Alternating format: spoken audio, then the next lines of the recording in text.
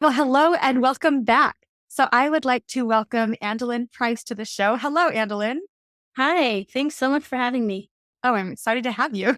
So Andelin is a daughter, a sister, a wife, a mom, musician, relationship coach, and she's the co-host of the Marriage Bites podcast.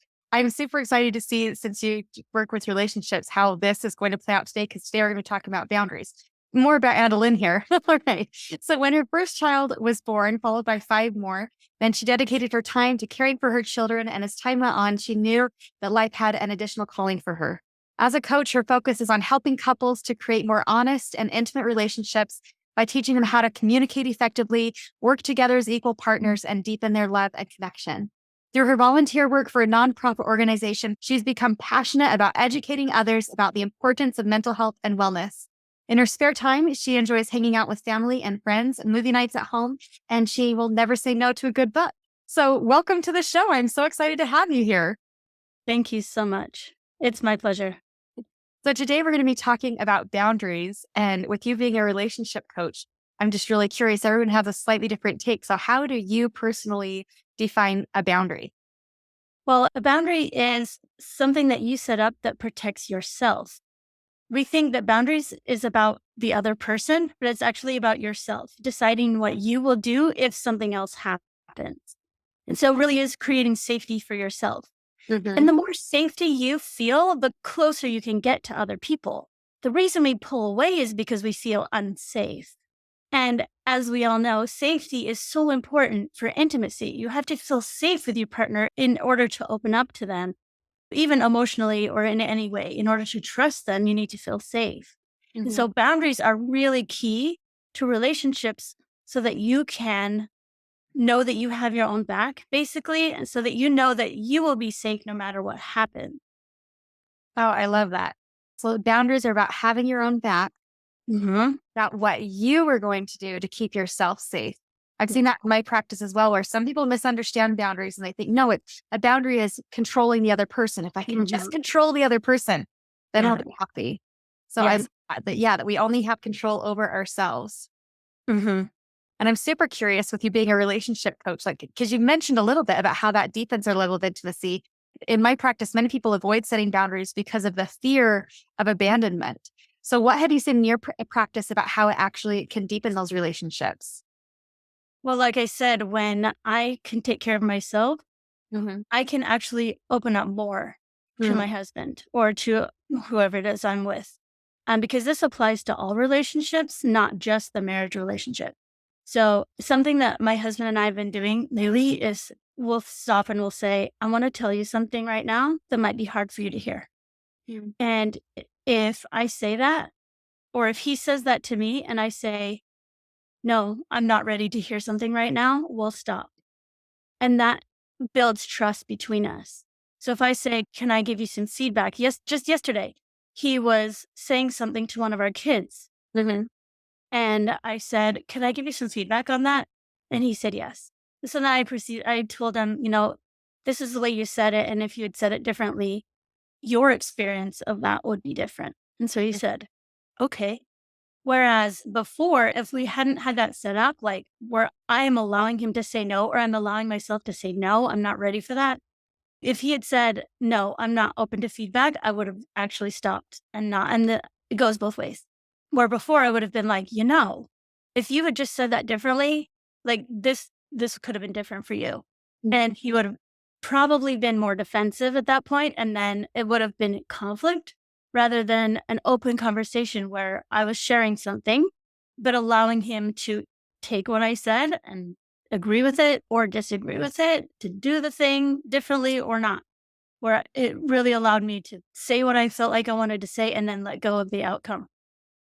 I love that. Yeah. And I love the idea of eventually getting to that point in a relationship where you can know ahead of time, like, hey, I want to talk about something. Are you open to it? And creating that self reflection for, am I ready for it? Because I know so often, for me, if I'm feeling too tired or too hungry, or if I'm feeling emotionally dysregulated, I'm going to have a really hard time receiving that. But it's not necessarily the other person's fault, right? It's just the timing issue. So I love that about setting a boundary around the timing in order to help you to be more receptive to what they have to say, and also make it a safer place for that communication rather than a defensive place. Mm-hmm. Yeah. So what tips do you have for those of us that haven't quite got to the place to be self-aware enough to say, hey, I have something I want to share, but or just blurting things out? What do you do when you recognize that, oh my gosh, like somebody is offering me feedback and I wasn't ready, and apparently I didn't have a boundary in place? Like how do you raise your awareness around that? Well, I think just noticing it, sometimes we have a conflict or we have something happen Mhm. and we think about it in retrospect. We're like, Yeah. okay, I could see I could have done that differently, and that's really where it starts is saying, oh, like that didn't go well and it was because of this reason. And spoiler alert, it's not the other person. Yeah. It's always yourself. Like every relationship dynamic, every conflict, every interaction is co created. Mm. And so no matter what happens, you played a part in it.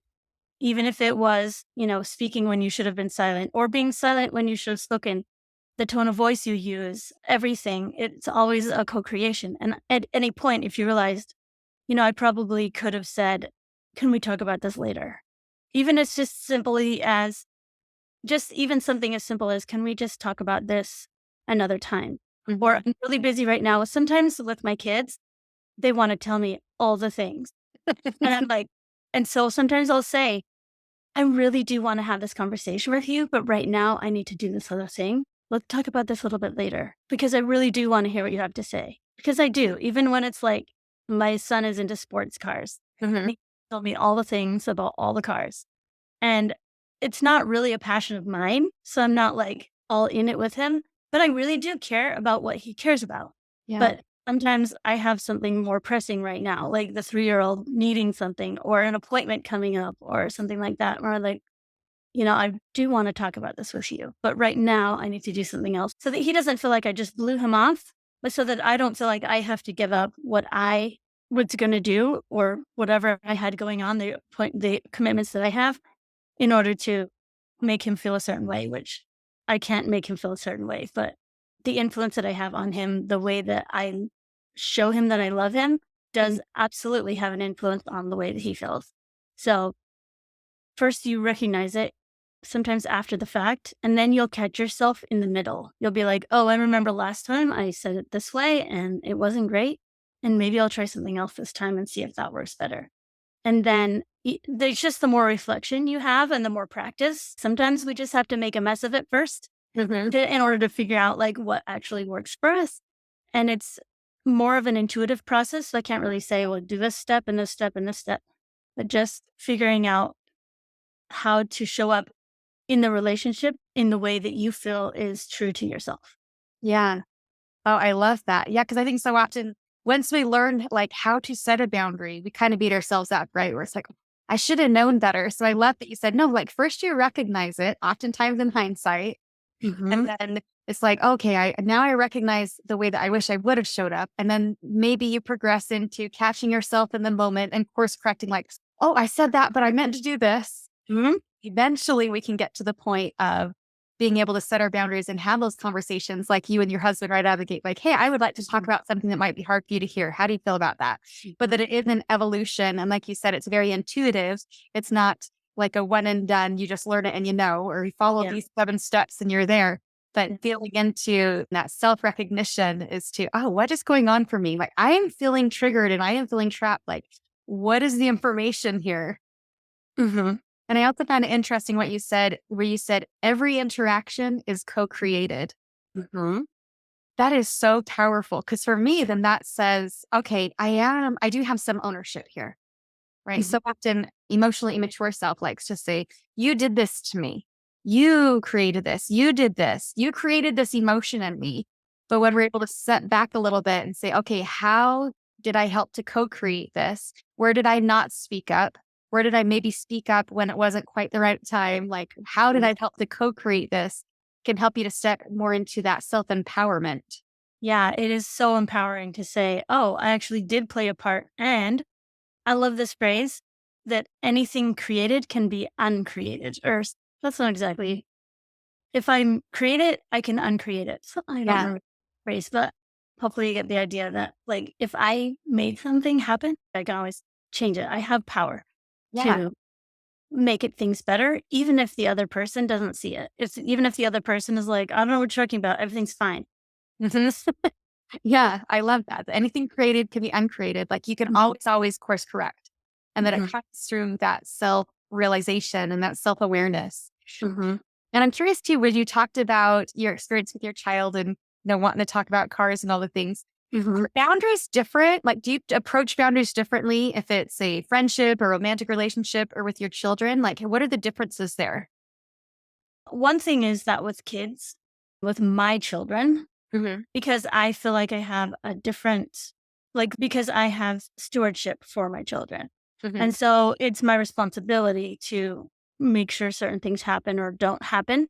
And so it is a little bit different with kids because they aren't adults. They aren't fully developed. They don't necessarily know the consequences of their actions. They have a wider view that I can see. And so I can set boundaries in a way that's like, no, you don't have the power to stay out after 11, or you don't have the power to, you know, hit your brother or whatever. But you have to be really careful with that power, not to like overuse it. But with other adults, I think a lot of times where you set your boundaries is different based on who they are to you. Hmm. Obviously, I'm not going to walk up to somebody in the grocery store and give them a kiss on the lips. That's not what I do. But my husband can walk up to me and give me a kiss on the lips pretty much whenever he wants to. So my boundaries with him obviously are different than it would be with a friend or a neighbor or somebody else. So where you place your boundaries is different. What kind of boundaries you need will be different based on, for example, if there's a friend. Well, okay, something that I've heard a lot of is like mothers saying, my daughter asks me to watch her kids all the time. And Hmm. I love the kids. I want to be with them, but I don't want to watch them all the time. She just asks me too much. Hmm. And so that would be maybe a boundary that she would have to set with that person, but not necessarily another person. And then there's boundaries that are like for everything, things that you wouldn't let anybody do to you. You wouldn't let anybody, abuse you in some kind of way. And so, does that answer your question? Yeah, yeah, and I'm really curious too, because with the example you just gave about watching your own grandchildren, I work a lot with the people pleasers. And so what challenges have you seen with people pleasing and boundaries and how can you integrate those two things? Well, I feel like people pleasing is sort of the opposite of boundary setting. Mhm. And in some cases, it's a trauma response. And I don't think people recognize that as much as they probably need to, because people pleasing is about making other people happy with you or trying to make people happy with you. And if you really want to do the thing, if you really want to watch the grandkids and it works for your schedule and you love spending time with them, then that is not people pleasing. That is serving, Mhm. helping, that is spending time with your grandkids, whatever. But it's when you are asked to do something that goes against what you feel is best for yourself, Mhm. giving too much, giving from the empty cup, you know? And because it's hard to say no to people when you are accustomed to saying yes, or when you know that they expect you to say yes and you want to say no. And you really do have to balance what are the needs of the other person and what are the needs of myself and where does those meet? And that's where your boundary is. So, like, oh, yes, I can watch your kids on Tuesday and Thursday, but not on Saturday night. Or, you know what I mean? Like, setting like what is best for me and what is best for the other person. And a boundary really should contribute to the best good for both people. So, if a family member or somebody is being indulgent, is taking advantage of you. Setting a boundary is better for yourself because you're not being taken advantage of. And it's also better for the other person because you're pressuring their growth in a positive way. So to say, okay, you can't take advantage of me any longer, the kid who won't move out of the house, the Mhm. parents sometimes have to set a boundary and say, now you need to move on with your life. You need to start growing in a new way to take care of yourself. It's really, really hard to set that boundary. And so I have a lot of empathy for this too, but it's good for the child Mhm. to have to take their responsibility for themselves that the parents are asking them to do. And so that's what a healthy boundary is to me, something that is best for both parties. I love that. I love that so much because I think often we think that boundaries are a selfish thing. But when you can think of the boundaries as, no, this is something that is mutually beneficial, it really helps to shift it. And I love what you said too, that a boundary is where the wants of both parties meet. So like, yes, okay, you want the childcare, just go with that example. And I can help you with it on this day or this day. And then you can fulfill the need for both without creating the imbalance in a relationship, because then that just leads to resentment. So I love that about finding out where the needs and the wants can overlap and finding out what is best for both people. I love that. I also loved how you said that it was not about making other people happy, that people pleasing. I loved how you worded it. It's not necessarily about making the other people happy, but it's about making them happy with you, which is a completely different motive, isn't it? Yes. Yeah. Keeping people happy with you is the root of so many problems for people because it's trying to control the emotions of another person. And you can't please everybody. And if you want to do something kind for somebody, then there's no problem with that. Yeah. But it's when you are giving away too much of yourself, when you're not being authentic and kind and loving to yourself through your service to other people, when you're giving too much, then you have less to give. I mean, I'm a recovering people pleaser for sure. And I used to be so like drained all the time. I was always tired. I was grumpy. I was not happy because I was trying to make everybody else happy. Once I shifted to, I'm going to take care of myself first, what I discovered is that when my cup is full, it overflows. And then I can share from the overflow and still keep myself filled up and still have plenty left to share. And I love this because then when people say, "Oh, could you such and such, could you take a meal to somebody on on this day or something?" I'm like, if I can, then it's a full total yes. And if I can't, then I'm like, that's not going to work for me that day. Yeah, ask me another day or something. Like, and I don't feel guilty for saying no when I really don't feel like that's going to fit in my schedule. And so I feel better. And the opportunity to serve is given to somebody else who is more able at that time. And then when it is my turn, when it is something that I feel like I can do, I do it joyfully rather than like, now I have to do this thing. Yeah, I love that. Feeling into, if you can give it a wholehearted yes, to check in with that people pleasing. Yeah, that's interesting as you were talking too. I almost was picturing like this pendulum swing, right? Where here's the people pleasers on one side that are super passive in their boundaries. And they're not happy because they feel very taken advantage of and used and abused and resentful. And then on the other side, the other extreme, I think, is kind of misconstruing control, peaceful boundary. So we speak a little bit to that other side too about control versus a boundary. How can you tell when you've slid into control versus setting a healthy boundary? I would say when you are feeling upset because other people aren't doing it the way you thought they should. So we say, if I did something for you and you're mad at me still, then I would say, well, you're supposed to be happy with me because I did all the things that you asked of me. And so it's sometimes anger, sometimes frustration, sometimes anxiety, or there's lots of different negative emotions, resentment that it can feel like. And when I'm feeling those feelings toward another person, that's a sign that I might be trying to control them right now. I love that. So if you're thinking you should be doing this, you're supposed to respond in this way, then maybe check yourself that, okay, maybe I didn't actually set a boundary. Maybe instead I'm trying to exert control. Yeah, that is very helpful. Yeah. And so tell us a little bit too about setting a boundary versus making a request. So I'm going to go back a little bit and say there are 4 levels of boundary setting. So it's kind of like there's 4 layers. The top layer, and it kind of goes in order from like least amount of effort to most amount of effort. So the top layer would be having an expectation. So expectations largely come from cultural norms, family norms, basically the conditioning, the way you grew up, the way you think it's supposed to be, the way you think, people are supposed to pick up their socks, Mm. whatever. Um, and usually you don't say those out loud. Sometimes you talk about them, you're like, oh yeah, people are supposed to, whatever. But basically, expectations are how you believe people are supposed to live.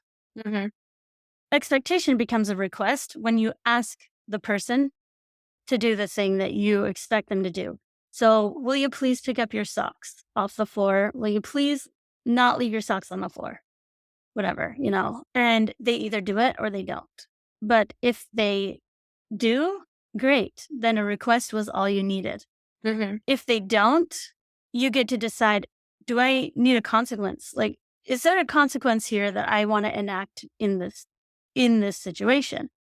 Sometimes, like for me, my husband doesn't really leave his socks around, but if he, I don't know, leaves something out, or sometimes I'll just do it because I realize I want the socks in the basket. I don't care. It's not worth it to me to make a fight about it or to like Mhm. make a big deal over it. So sometimes a request is, will you please do this? And if they don't, then I do it Mhm. because I want it done and it's not a big deal to me. The next level is an agreement. So, and this is really important in marriages to say, well, we both agree to meet in the middle of whatever. Like, I'll agree, I'll cook on Mondays, I'll cook on weekdays, and you cook on weekends or something. And it's something that you've both agreed, this is my part that I'm going to do, and this is your part that you're going to do. And then if you both meet your ends of the agreement, then great, then it works. Mhm. If the agreements aren't met, that's when a boundary is needed. So Definitely. if you don't cook on Saturday, I will order pizza instead because I decided I'm not going to cook on Saturday. And if you said you would and you didn't, then I need to decide what I'm going to do. So if it were a request, then I would be like, okay, fine, I'll just cook instead. I'll just do it for you. Mhm. But a boundary might be something like, then we're going to go get takeout Mhm. because you said you would and you didn't. And this is what I'm choosing to do. Or if you leave your socks out on the floor, I'm just going to leave them there until you have no more clean socks. Too bad for you. You didn't have clean socks because you didn't keep up your end of the agreement. Mhm. Um, and so a boundary is where basically you've made a request, you've created agreements, and if the spouse or the other person still is not meeting those, then you say, this is what I'm going to do to keep myself safe, to keep myself taken care of. Yeah, I love that. So first setting expectations, making requests, seeing if you can find a mutual agreement, and then setting the boundary. And I loved your example of the pizza because I think so often when people find themselves in a situation like that, then it's like they make themselves the victim, right? So it's like, you didn't fix dinner. Now we're just going to starve. Right. Set a boundary is fulfilling your own needs. So it's like, okay, I guess I'm going to get takeout and making that your boundary. I love that example.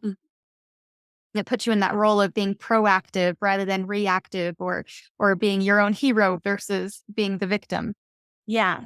Yeah. And then you aren't putting your own happiness on another person either. You're taking care of your own well being, happiness, the kids, whatever else is going on. Mhm. And then it's not a conflict. It's just this happened and then it didn't. And I decided what I was going to do. It empowers you to take care of yourself. Yeah. Yeah. I love that. All right. Well, I have a few rapid fire questions for you. Are you ready? Yeah, I'm ready. All right. Well, first, I see a harp in the background, and you said you enjoy music. So, what other instruments do you play? Like, what's your passion? Well, harp is my number one love when it comes Hmm. to music. I also play the piano a little bit. I played flute in high school Yeah. and middle school. I know a few chords on the guitar, but I wouldn't necessarily call myself a guitar player. Uh-huh. I sort of, pick up, I can pick things up pretty quickly, Hmm. whatever it is. I don't know. I've tried a few other instruments too, but music is something that's been a part of my life since the day I was born, and it will be a part of my life till the day I die. That's awesome. I love that. And you also said in your bio that you enjoy a good book. So, what is your current favorite book? Oh my gosh. This is not a fair question. I know, right? I wouldn't be able Uh, to. I really like the book, The Four Agreements. It just really opened my eyes to like, oh, I get to decide for myself. I get to be the person that I think is best for me. Mhm. And it Yeah, I don't know. I really liked that one. Oh, the one that really broke it open for me was Women's Bodies, Women's Wisdom by Christian Northrup. Yeah. Opened my eyes to so many things. I read that in, I think, 2016. Yeah. It basically set me on this path that I'm on right now. Really? Yeah. Oh, fascinating. I haven't read that one. I've read the Four Agreements, but yeah, I'm gonna It's have to put a link huge. to both of those. It's huge. Yeah, it's a big book. I mean, you don't have to read it cover to cover, but Yeah. it just helped me understand.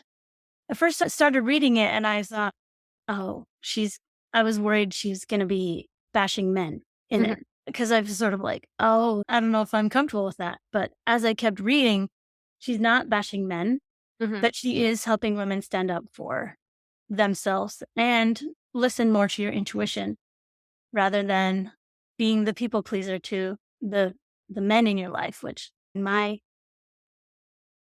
upbringing, Mhm, that was a big thing for me to, listen to the men, mhm. do what they say, sort of. And so maybe that's why it spoke to me because that was so much a part of my growing up. Um, but it really helped me to get a much healthier relationship with my husband and just with myself, even. Yeah. Well, I love that. Thank you for sharing. I'm gonna post a link to each of those book recommendations in the show notes, and I'm excited because I just got another Audible credit this morning, and I was thinking, Well, "What should I get?" So now I think I know. he has a few other books too that are really good. Nice. I'll have to check them out. And then my last question is, what would you like everybody's main takeaway to be from this conversation? I think it would be that boundaries make your relationships more intimate, not less. Boundaries allow you to be closer to those you love, not further away. That's beautiful. I love that. Thank you. And where can people find you? Well, I do hang out on Instagram quite a bit. My handle is Andelin Price Coaching. I do have a website. If you go to my website, you can get 24 fun ideas of things you can do with your spouse, like at home dates. Oh, They're fun. mostly free and they're free and easy. You can do most of them in like 20 minutes. Hmm. So the purpose of it is to take out the barriers of date night and help you to just laugh and connect and have fun together in any little pocket of time that you might have throughout the day. Oh, I love that. Because I said that's my main hang up with date night is trying to figure out what are we going to do. So I love that you did the work for us. Mhm. That was kind of the idea. Yeah. So if you Awesome. go to our website, andelinprice.com, you can snag that. Awesome. And I will post all of her contact information in the show notes. So you can go and get that freebie and check out her stuff. And I love that. But yeah, this week really focus on using those boundaries to increase your connection and your level of intimacy with others. I love that. Yeah. Well, thank you so much for being here, Andelin. It has been really nice to get better acquainted with you, and I'm excited to see what you do next. Oh, thank you so much. I really enjoyed our conversation. All right. Well, have a great week, everybody. Bye now.